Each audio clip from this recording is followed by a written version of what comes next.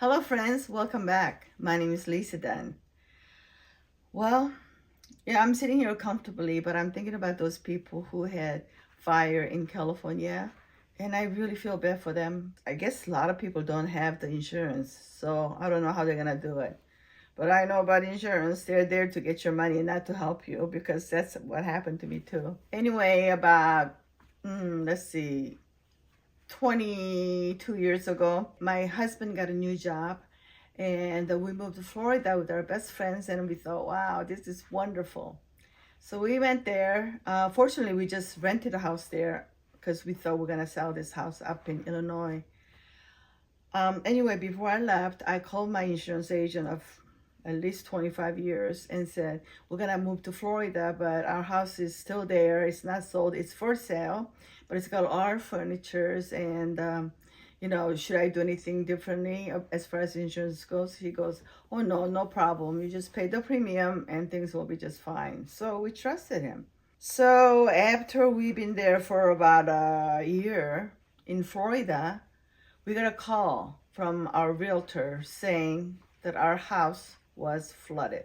This house, just to give you an idea, first of all, our children grew up there. It's so many good memories, and it is really beautiful. It's a 3-story with a basement, all brick, and it has 7,000 square foot and 10 acres of land going back to the river and all that.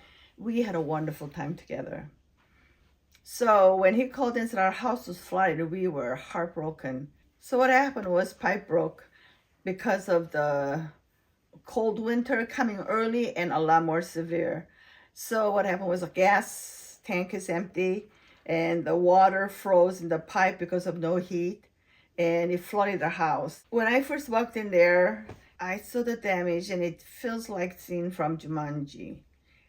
All the ceilings were peeling off. Furniture was all floating. Well, not floating. I mean, the water was all over. We had this beautiful, great room that was just.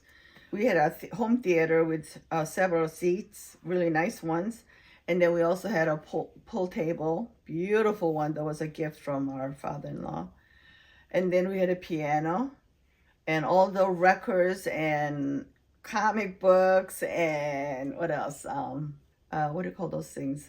Laser disc. Yes, laser disc. And they were all ruined. It was just devastating. And I know that's probably what all these people with the wildfire is feeling. And I really feel for them.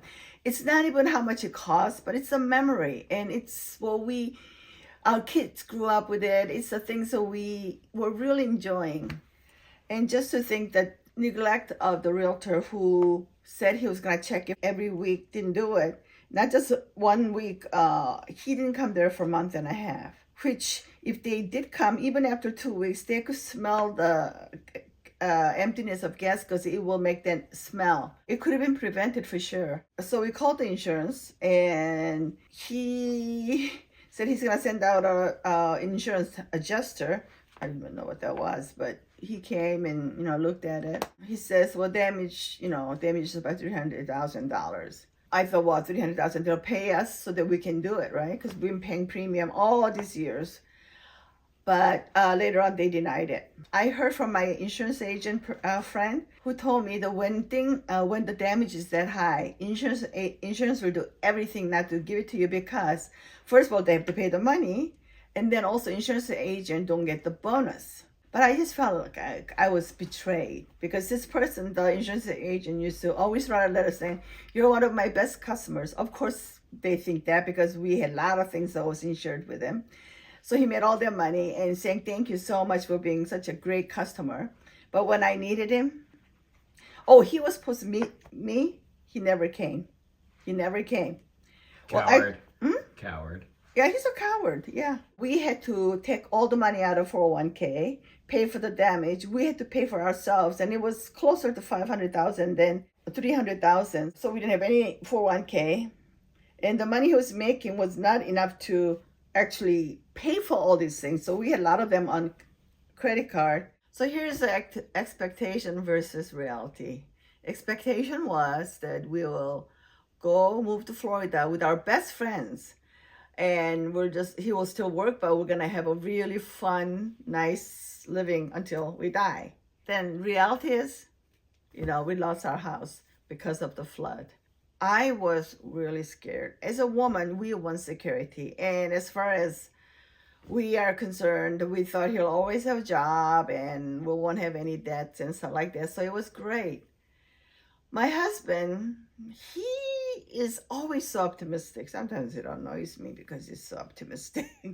But anyway, he worked hard and everything. But we moved to St. Louis and he's got a job here. But even that was not enough. So what he did was he worked 2 jobs. And he worked like that for 3 years, which was not easy because he was 55. He was working full-time 40 plus 20, 60 hours. Yeah, for 3 years. Yeah. So that was a lot of work, but he did that with smile and he's saying, don't worry, things are gonna work out. God's gonna take care of us. So he did all that, and after let's say about 6 years, we paid off all our debt, which was good. But meanwhile, we never got to accumulate any money for retirement. And I think I had a lot harder time than my husband because he was busy working. And when the house needed a repair, I had to come up there in a big house by myself, and I was kind of scared. And we never been separated. My husband and I have been married for 45 years. We always went any place together. He went to Canada one time for a funeral, and that was the only time we were separated. So we were separated for 3 or 4 months while the renovation was going. Just so you know, we put the house up for sale for a listing price of $1.2 million. And it sat there for a year, and then after the destruction, we got it fixed, but it just sat there for 5 years.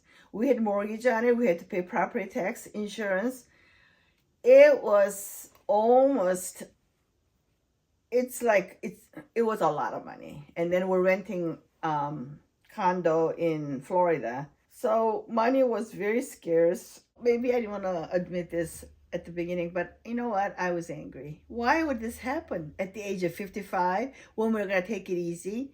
Then I realized house is just a house. No matter how expensive it is or how beautiful it is, it's just a house. Mm-hmm. Hello, I'm in recording session. Oh, I'll leave you alone then. I love you. How are you? I'm fine. How are you? Good, thank you. Love you, Dad. Hi. I love you guys. Okay. See you later. Okay, bye. We came in this world with nothing and we'll go out with nothing. To be honest with you, for me and my husband, the thing that really helped us was that we have hope in God. And he always took care of us. So even when we were going through such hard time, we knew he will take care of us. And you know what? Looking back, he did. And we came out a lot better then. It's not like we have more money. In fact, we had to start all over and we're going really slowly. But I just know he was there. Sometimes I thought it was so slow because, God, why is this taking so long? Why isn't our house selling? It was a beautiful home. Anybody would want it. Well, except for the price, I guess. But anyway, I go, why me? But then I realized, why not me? Because there are other people who's going through a hard time worse. So when I had that attitude, really helped. Hope in God and realizing things happen to people all the time. It's easy to be grateful and all that when things are going well. But when things are really hard and hopeless, that's when you need to turn to God and saying, God, you will work it out. But you also have to remember all the blessings He's given to you. There's reason for everything. And if somebody said, would you go through it again? No, I don't want to at all. But now that it's happened and we came out of it, I realized it was a good thing. Hard thing, but good thing that happened to us. Yeah. Life is never what you expect. It can be better or it can be worse, but never like you expect. So that okay, I'm gonna do certain things, and you going forward, and you have this picture of what it's gonna be like, but it's never like that. And you have to be very flexible with life, because if you're not, you could be angry or disappointed and all that. So just be flexible. Let God do the thing. Sometimes you have to get rid of things in life and you feel more free. Is there any sort of thing that happened with that? No, because I accumulated right back. But after this happened, we gave out all our furniture to friends and church. It's not like we were going to take it to Florida anyway. But I guess I got to learn how to let go of things, whether it's a material or worries that I have. Before we moved to Florida, I shopped a lot. And I don't buy expensive stuff, but I go to TJ Maxx. To me, I think it's such a good deal. So I buy things that's not really necessary. I give it away as a friend, but I also like to decorate. So I did all that. I look back, I'm thinking, why did I waste so much money and time to do that? Because it's all gone and I don't miss them. But when you think about it, how many of those things you'll really remember later on? Now, I still go to stores, but I like a secondhand store because then I don't pay as much. And it's just for fun. I don't need anything. I just want something, but I'm not going to spend money on a full price or anything like that. I love bargain. And, you know, that's what I do because I'm finding really, I think since we had that problem, I don't find shopping fun at all. It's really fun. It's a good thing because then, you know, I don't have to spend money or spend time. It takes time. Later on, you'll see my house and it's kind of English cluttered beauty. I love it, but my husband might say, why do you have all these things there? Well, there's not enough walls for me to put any more pictures. I thought about putting them up in ceiling, but of course that's a joke. So I guess what I'm saying is, after all this experience, I realized things don't really matter as much as people, the relationship we have. And when it comes to that, I have such a wonderful family and friends. And that's all that matters. Yeah, things are just accessory, really. I can take it off and ignore it. But what really matters is friends and families. So for those of you who are going through this terrible tragedy of a wildfire in California, or even people in North Carolina who had that hurricane, I just want you to know I'm praying for you and be strong. Have hope, because without hope, we're nothing. Thank you for listening to me. And if you like this, subscribe. Thank you so much. Bye-bye. I cannot be an actress. You don't have to be. You just have to be you. Yeah. But you're a real person, and we got you. You know, I know it's tiring, and I'm thankful that you did this even though you were feeling the headache and all that stuff. No, I took Advil. I feel better. Okay, good.